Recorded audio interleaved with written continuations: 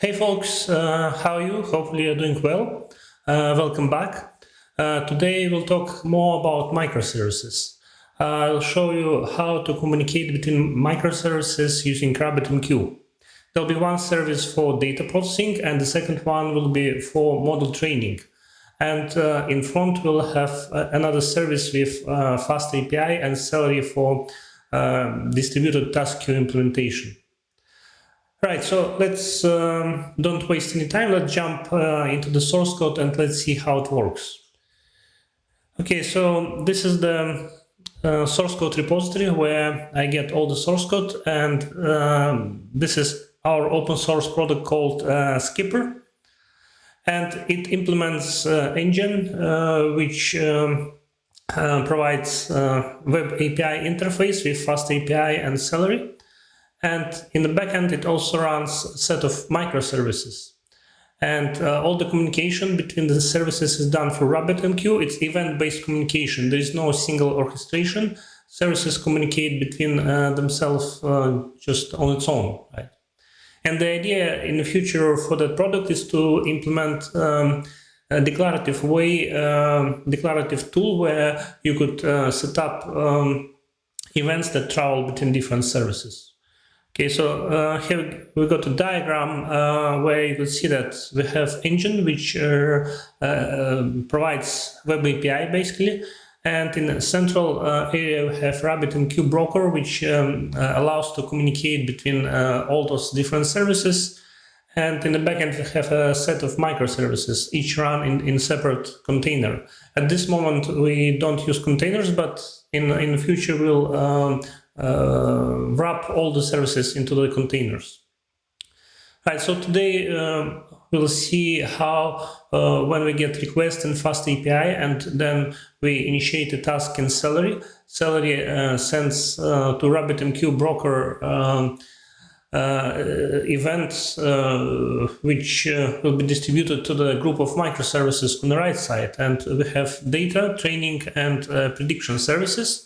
Today we'll see how this event is being handled by prediction service, and prediction service then it sends another event to trigger data service to generate data, get data back, and then runs the training and builds the model.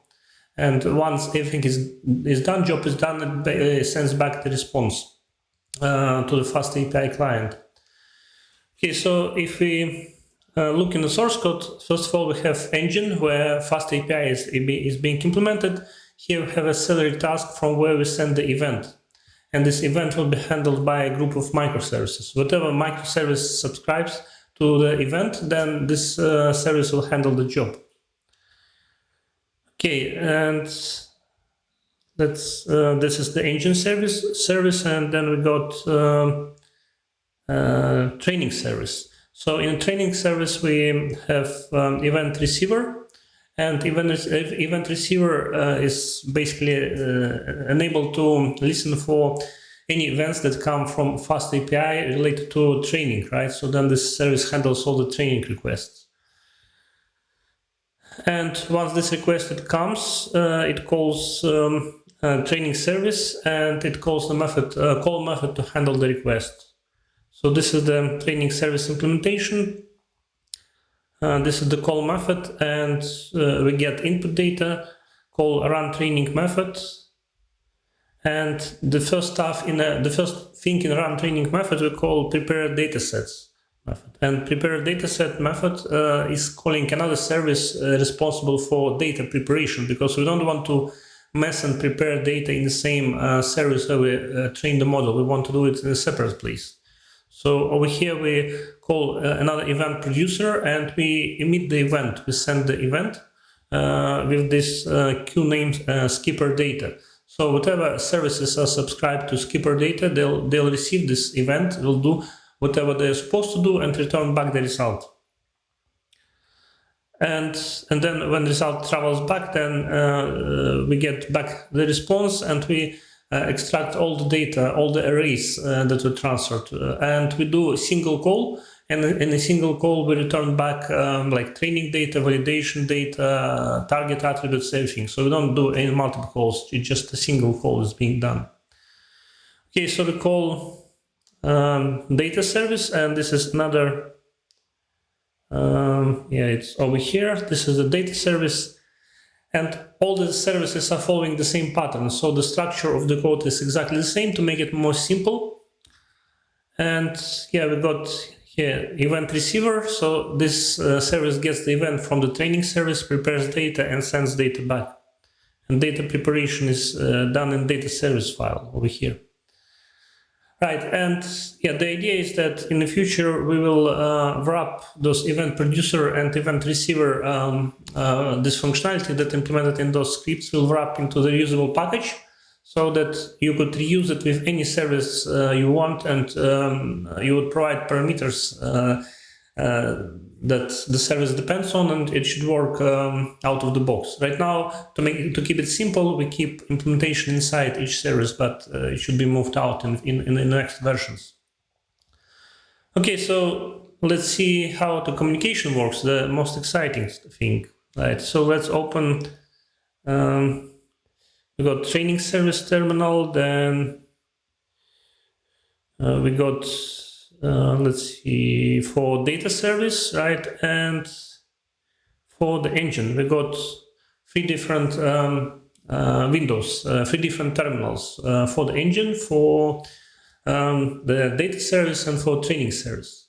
So how to run all this stuff? Let's first of all, you need to follow instructions on our GitHub repository, and if you don't have RabbitMQ instance in it, you can use Docker Compose and build it up from the script that is available in this repository.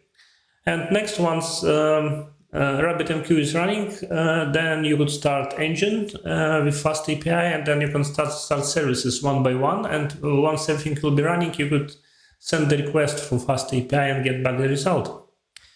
So let's start first the engine. Right, we go to the engine part, and over here, if it's like a very first time when you play with our workflow, you would need to install requirements for the engine and for the services as well. So the next step is you start FastAPI. Right, so we go back to our engine terminal, and over here we start FastAPI. FastAPI is started. The next step is start Celery distributed queue. We'll start it in this second tab over here. Okay, it started, and next, so our front end is running. So we have FastAPI and Celery up and running. Next, we need to start services.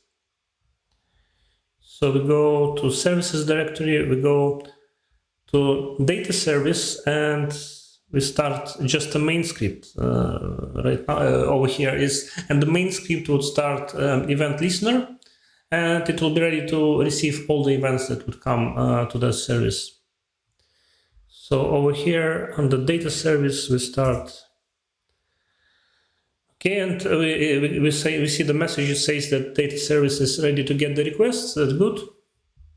And let's see for training service. It's the same pattern. We just start main script.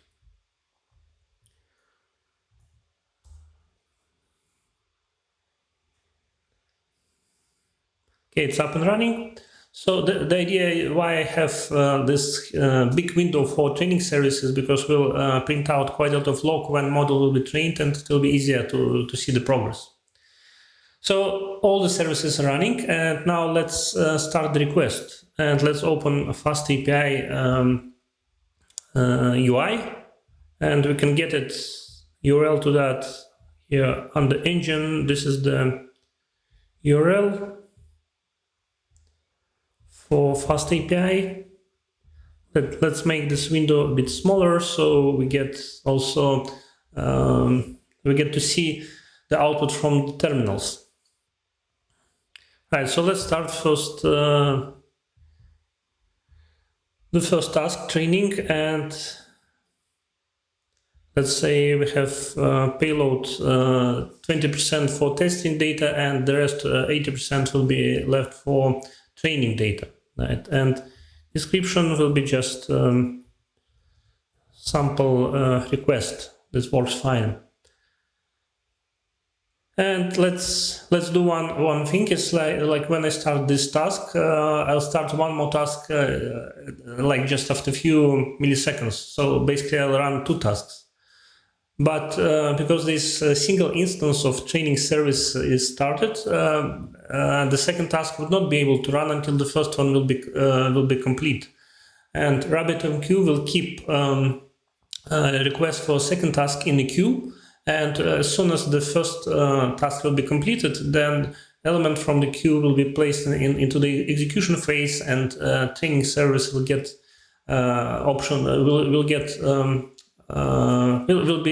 will be able to process this second request.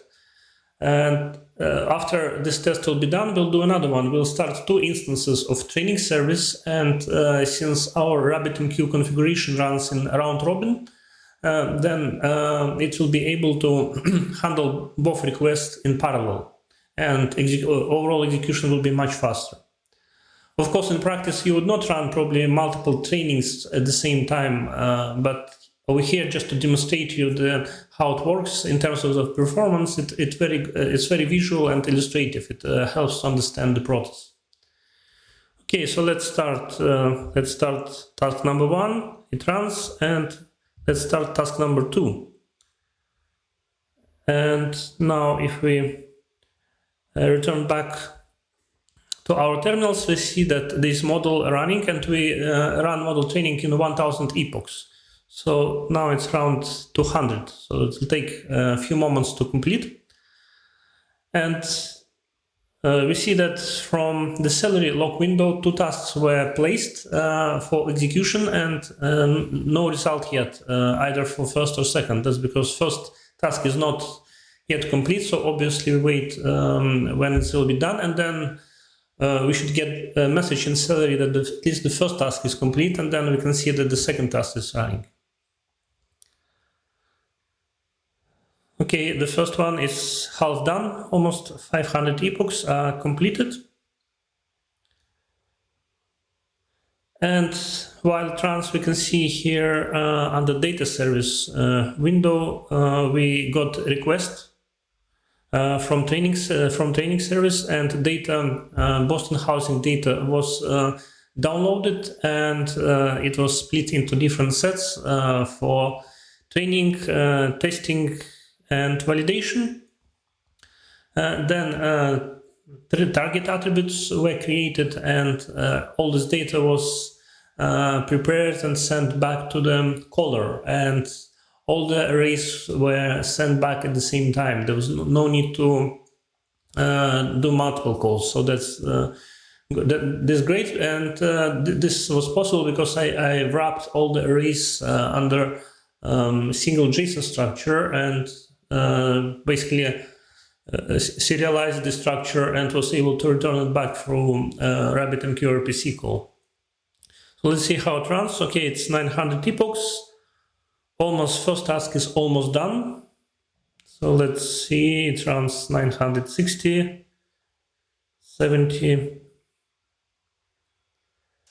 Okay, so first task is done, and now because RabbitMQ saw that in the queue there is a second task, immediately a second task is being processed, and it was not running in parallel because we have just one worker is being registered for training service, so it just handles all the tasks sequentially.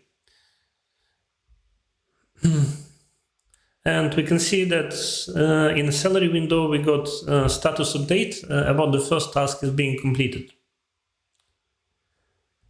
Okay, and let's copy paste the ID of this task, and let's switch to FastAPI documentation UI, and let's go to the get endpoint. Let's see what status we get over here.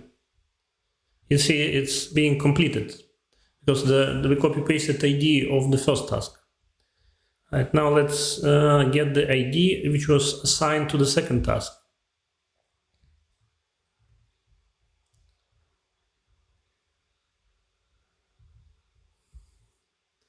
This is the ID, and execute, and it says processing, which is correct.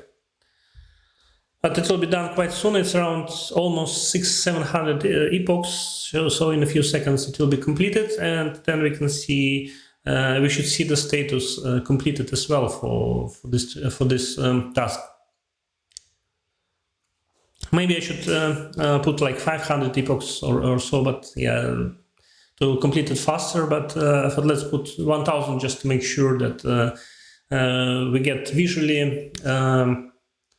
It's visually easier to understand when it runs slower, and now the second task runs. Okay, it's 950, so about it almost done. So let's see, just few more seconds.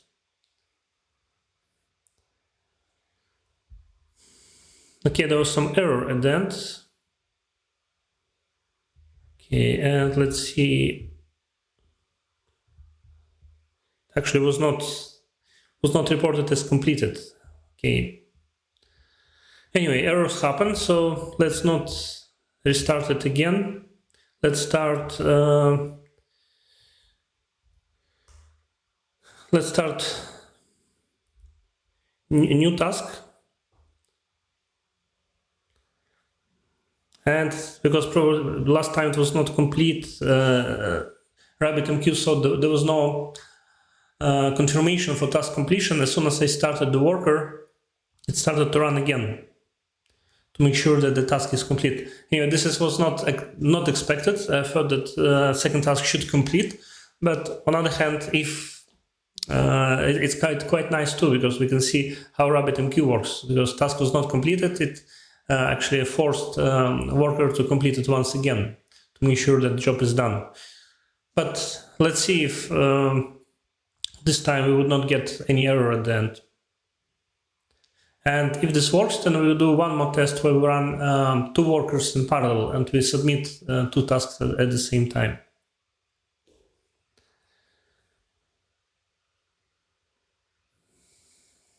Okay, so we got 500, it's almost done.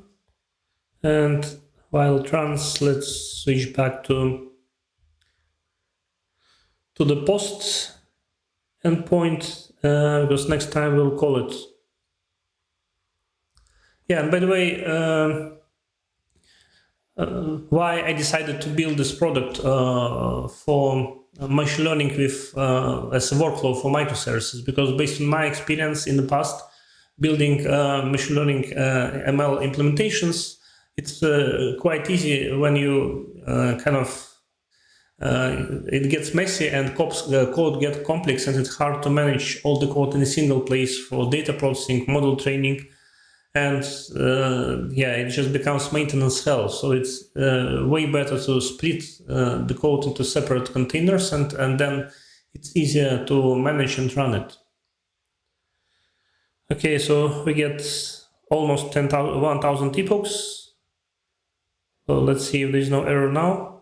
Okay, there's no error and task is complete. So now RabbitMQ should be happy. Okay, so let's do one trick and let's start a second training service. So we have 2 workers for training service. Okay, and just run the main script. Okay, so we've got now 2 workers, and let's start task number 1 and task number 2. So we got 2 tasks, and now if we check